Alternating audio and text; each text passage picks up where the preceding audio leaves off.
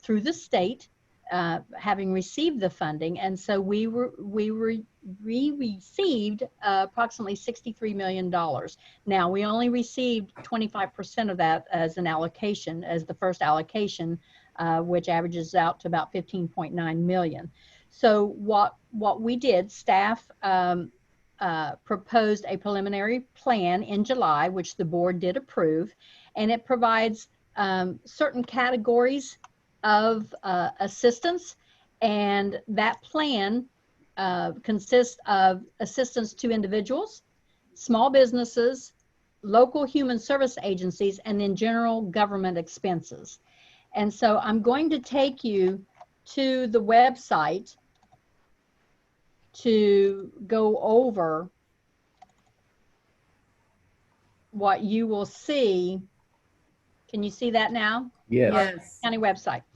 Okay, before we get into that, there's 3 criteria that anyone who applies must meet this criteria.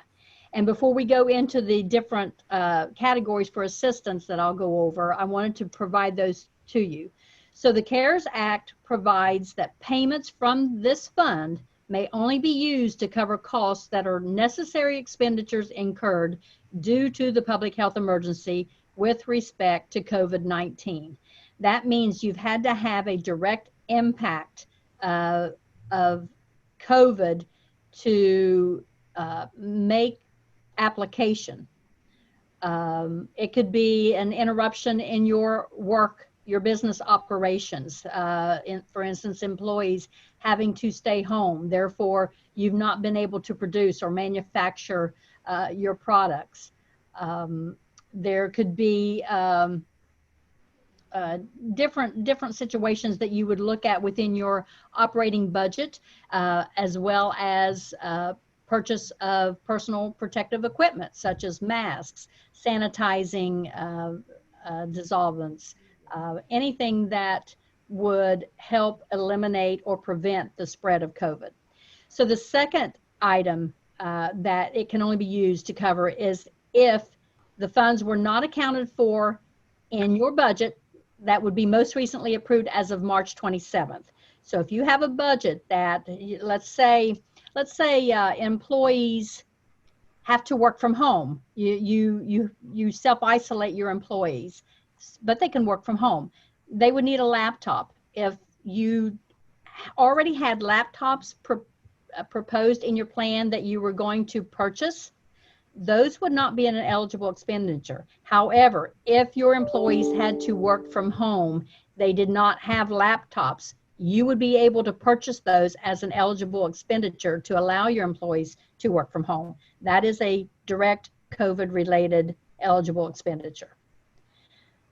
The third is these expenditures, your costs, have to occur between the period of March 1 through December 30. And I say December 30, it is not December 31st. So it is December 30 that these funds expire. So as you can imagine, with the applications coming in, we are trying to disperse this funding quickly, because once those funds are, once these expire December 30, there will be no eligible expenditures, no applications that could be accepted. So those are the 3 criteria. 1, it has to be a public health emergency related to COVID. 2, it cannot be in your approved budget as an expenditure. And 3, it must occur between March 1 and December 30 of this year. So going to our website, if you look at the top of the page where it says View CARES Act Funding Opportunities, this is where you're going to scroll down. You see the CARES Act funding. The 3 criteria that I just went over with you are in the first paragraph, those 3 bullets that are there for everyone to view. Okay. The assistance available is the first one for households. If families have past due rent, mortgage, utility bills, can't make their car payments because of being laid off from work due to COVID, this is the link that you would go to. This link connects you to the United Way, which we have partnered with to assist us in the distribution of funds. This link also provides the application process and screening process that you would go through with the United Way. The second one is for small businesses, which I think is one of the key areas that you wanted to discuss today.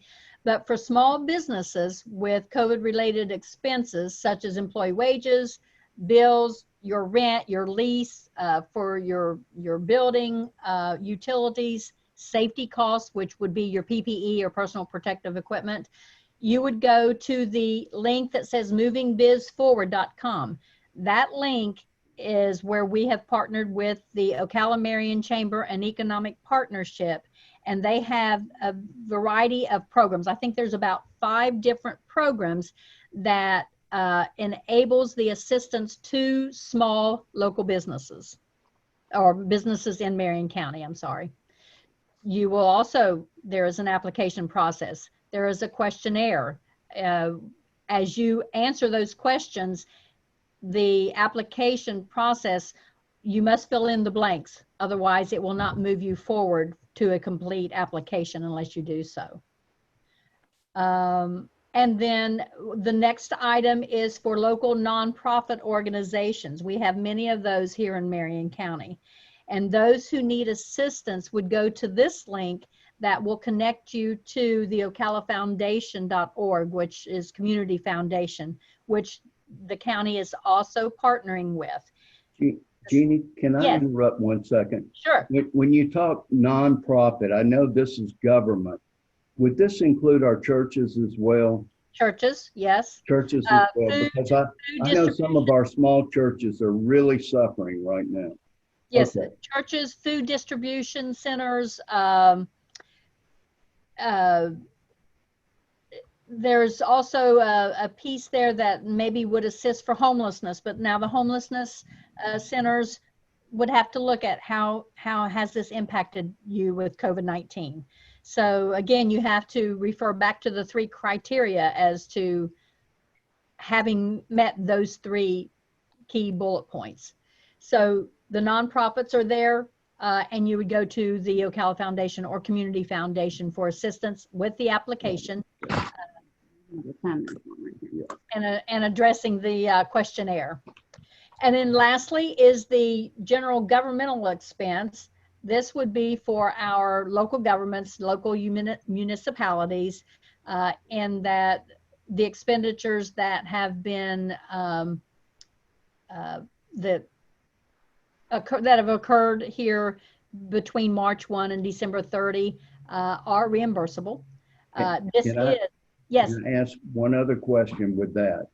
Will this include, like, we had to set up a Zoom and we had to go through that whole, it costs money.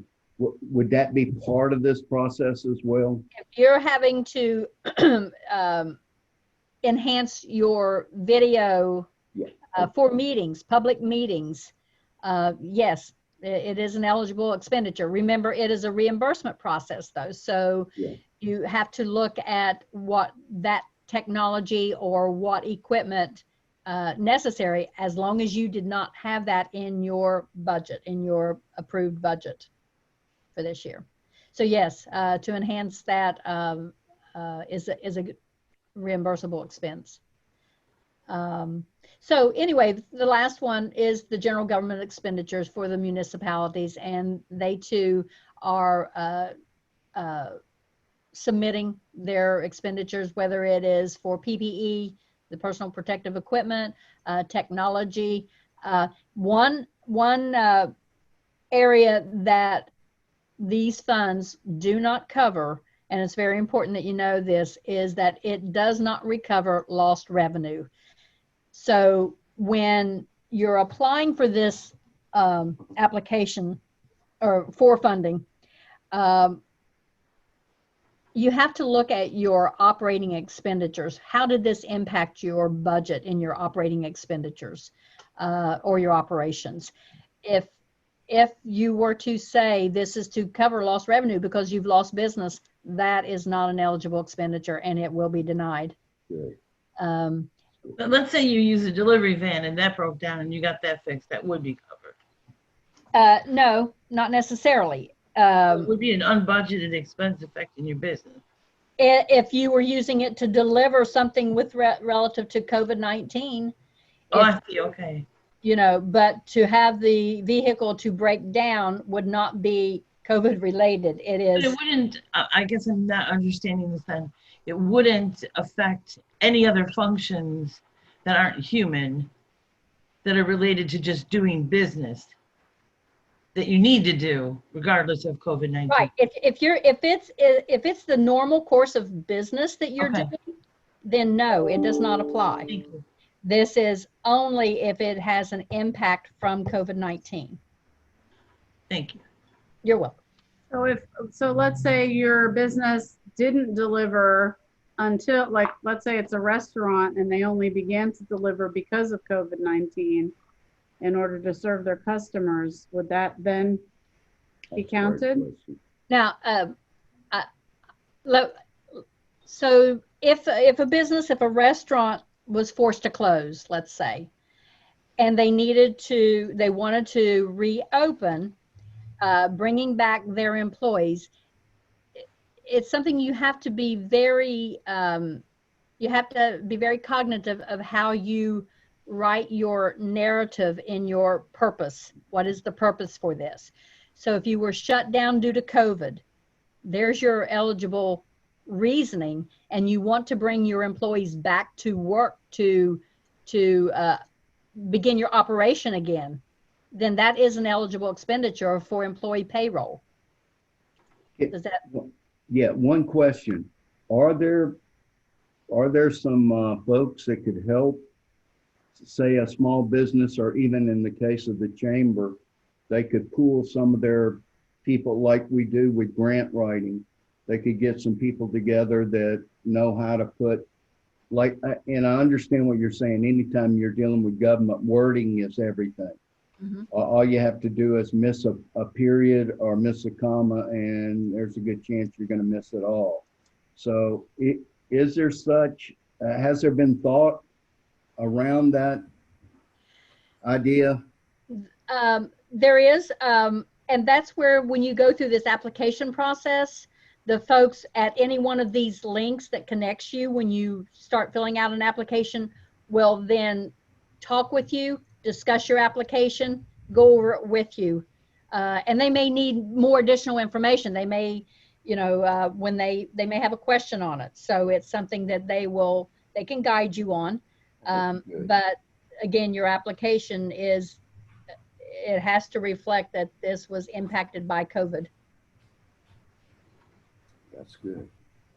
And Marion County is responsible for the funding. So we are under strict audit guidelines. So when receipts, like for example, a business needs to buy masks for its employees, that is a eligible expenditure. And we would need to have those receipts, just for the audit trail, because if your application is approved and we go through an audit and then it's determined, no, that is not an eligible expenditure, that money has to be paid back. So we are very careful in what we are looking at when we go through the evaluations or the applications in making sure they are meeting the three criteria above, and providing any documentation that would support that need.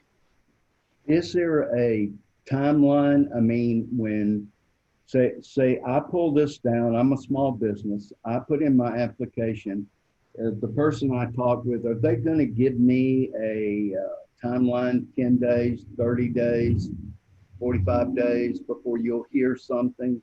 Absolutely. And we're trying to move this quickly, knowing that we have till December 30, and time is moving for us very quickly on this. Yes, it is. So the applications are generally turned around for small businesses, usually within 2 weeks. We are just getting this launched, and so the first batch has already gone through. We've worked out some of the kinks, some of the details, you know, the things that we needed to clear up, but we anticipate moving very quickly on those applications. Now, what we do, because we're working through the CEP on the small businesses, the CEP makes the application or provides the application to us for disbursement. We then disperse it back to CEP, and they provide it to the business. So I have another question then. Let's say that I have eligible expenses now and I apply. Would I be better off just applying now for the things that I already have spent money on, or do I need to wait until I've spent all the money that I think I'm going to spend before December 30th? That is completely up to the applicant. You can do that. What you have to be careful is that you do not overlap your funding requests, and you do not duplicate your funding requests. Okay. So you could, we've had some agencies to apply for assistance for the period March 1 till June 30. That's 3 months. That's acceptable. They may want to apply then again in September for another, say, June, July, and August, or July, August, and September. So those are not duplicated. Those would be additional expenditures. Okay, so the answer also is that you can apply more than one time depending on, you know, when you have additional unforeseen expenses. That's correct. Okay. And the other area there that you have to also be mindful of is when I mentioned that you cannot overlap or duplicate, that also means if you're receiving funding from another federal agency, as far as through the CARES Act, you cannot apply to both. So if you're getting the funding, say that you applied, maybe not necessarily, I want to use FEMA as an example. If you apply for funds through FEMA, you cannot apply for those same fund reimbursements through this CARES Act. Right. That's a duplication or an overlap. Okay. So if we had our building professionally disinfected and deep cleaned right before we all came back to work, is that something that counts? Absolutely. If you had it done after March 1, between the period March 1, December 30, yes. Okay. Okay.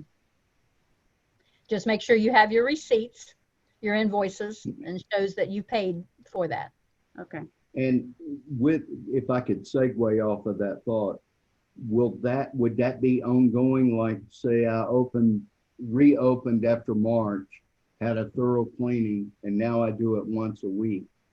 Would that be part of the process of collecting funds for an expense that I normally wouldn't do?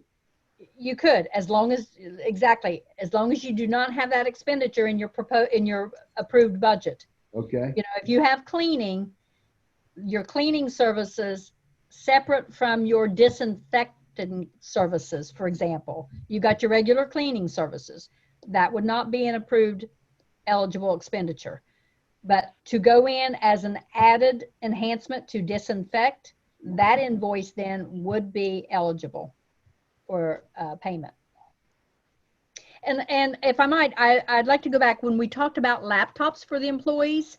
You know, laptops require licenses, which are generally, you know, 1 year renewals, or 1 year licenses, 3 year licenses. The license, you can only receive reimbursement for the period up to December 30. You cannot pay for a full year license. So again, these expenditures can only be up to the December 30. That's Rent, the cutoff. for example, you can't pay for a year's rent. So You can only pay- let's say we purchase Zoom for a year because of this, and you know, we're having to do our board meetings by Zoom. So then we would just divide it by the number of months between March 1st and December 30th and ask for reimbursement for that amount? That's it. Okay. That's correct. Okay. Wow. Okay. All right. So on the list of questions that I had, when it comes to wages, you know, a lot of people work as a 1099 employee. Like obviously, you know, as a photographer, I haven't done as much this year as I usually do, and I'm not really a good example, but I know that there's other people that kind of work that way too. Is there any you know, reimbursement for lost wages based on some sort of average for people that are 1099 employees? That would be something that I would suggest you go through the CEP for the small businesses. There may be a little variation of questions. I mean, if you are established as a business, but if you're just, like you said, maybe a contract employee, it may be a little difficult, but it may be something that you could look at as an individual assistance as well. So depending on what your needs were and what impact it had based on what you're requesting the funds for, without having all that information, I really can't tell you that it's eligible unless we have that application intact. Okay. And then what about people who kind of skirt the line over here between Marion and Citrus? We have a lot of people like that here in Denellen. Okay, so a business in Marion County can apply. However, if the business is in Citrus County, you cannot apply for the funds in Marion County. They would have to go, the business in Citrus would have to apply in Citrus County. And every county received funding. Right. I did look that information up for some of our Citrus County businesses. I just wanted to, you know, figure out. I thought I had seen in frequently asked questions, maybe on your site, that somebody said, my business is in Marion, but I live in a different county. Am I still eligible? And that's the thing. If you're applying for your business and the business is in Marion County, then you're applicable. If you're an individual living in Citrus County and you're applying for individual assistance, then you need to go to Citrus County or the other county. Mm-hmm. It depends on which one you're applying for. The business being in Marion County, yes. Okay. I know at least one person I can help with that information.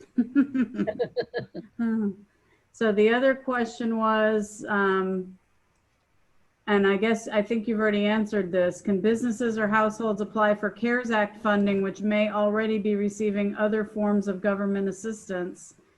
Do previous Stimulus Act payments apply as income when considering applicants? The Stimulus Act payments, are we talking about individuals as far as individual assistance, like for unemployment? I think so. I think that's what they're talking about here. It could not be used for the same thing. So if it's unemployment that they're receiving, that's wages. Okay. If that's very, I probably would have to get our consultant to give me some more information on that, because that's a little gray area right there. I can only express that you have to be very careful that you're not duplicating the funding. And when you're in a gray area, sometimes it's best not to go there. Okay.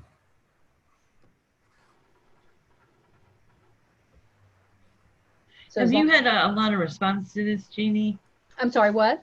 Have you had a lot of response to this program, The Opportunity? We have, actually, yes. Through our partnerships that we have with the agencies, we're seeing many applications. And we're trying to turn those around as quickly as possible. Individuals are seeking assistance through the United Way, and I understand that is going very well as also. You know, at the same time, going to the area for the nonprofits, one of the departments I oversee is community services, and community services also has funding Now it's for operations, but there is funding assistance for rent for individuals, especially for the low to moderate income. And so if there was that assistance that's needed, our department, which is community services, would be able to assist those folks as well to pay for their rent, their mortgage, etc. Thank you. Do you have any more questions, Mayor Burns? No, I think I mean, this has been very thorough. Okay, now if I'm not mistaken, and I'll just put this out there, I think that at the last city council meeting that I attended, there had been some sort of grant maybe that had been awarded for some expenses, but I'm wondering, since at the last city council meeting you had decided to hire the person to clean the bathrooms over at the boat Yes, ramp, I bet that's covered. Yeah. And I don't know if that's something that you all have maybe applied for at this point. I will check. I'm going to go back over to City Hall and give them some of this information, pull this site down, make sure that we have it on our web and up to speed. And as far as I know, several people are listening to this. So we're getting a lot of ears. Sometimes what I hear and what you hear may be two different things. We put them together, we got a better thing. Yeah, I think, there's definitely, I mean, I didn't really realize we were closed for a few weeks here, and then we came back and we changed our operating procedures, and we had to get Zoom and everything else. And I didn't realize that we were eligible, but now I see that we are. And I think that, we might as well, try to apply and see what happens. So, and we have a board meeting tonight, so I'll bring that up. How interesting that is. And then I think that it's really, I don't know if everybody knows about, even though it's been, floating around for, I don't know what, several weeks now, maybe a month or even a little longer. I don't think everybody really understands what this is. So I think this is very helpful, especially because there's, obviously so every county has got the programs for all these different things. It varies by counties, yes, but each county received a distribution of funds through the state. Counties that have a population of 500,000 or more actually received their disbursement earlier, several months earlier, through the federal government, not the state. So it depends on how or which county received the funding and what guidelines are in place. But I can tell you the 3 criteria that we have posted on our website, all the counties have to meet that criteria. Okay. And then each county was responsible for setting up their various programs and how their processes work. Okay. Okay. I think that there's some people that are, again, skirting the line between the 2 counties that, if they can't apply as a business, then they might be able to apply as individuals, and they just didn't know. Right. And they just have to have the proper documentation. If it's an eligible expenditure, then yes, if they feel it is, then they should apply. And I would encourage everyone to go to the website. There's also the guidelines that are posted there as well at the bottom under the general government expenses, and this will give some more insight on whether or not you should apply. Okay. Well, thank you so much for all of your information today. I really appreciate it. I think I wish we had more people in here today, but I am recording this, so hopefully we'll be able to share it with our membership on YouTube or something later, because I think we got a good number of questions answered that are very helpful. And Mayor Burns just stepped away to answer a phone call, but I think I just want to make sure he doesn't have any last minute questions before we finish up here. They have a city council workshop tomorrow too, so maybe this can be shared, you know, during the workshop. We actually do a presentation at the beginning of the workshop, so we can definitely make sure that people know that we've posted the video as well. So, do you have any more questions? No, ma'am. All right, well, I think we're going to let you get back to work, Jeannie. All right. Well, thank you all very much. Thank you, All right, Jeannie. thank God you so bless much for joining us today. We Thank you. appreciate it. Thank you. Thank you. Bye. Bye-bye. That's very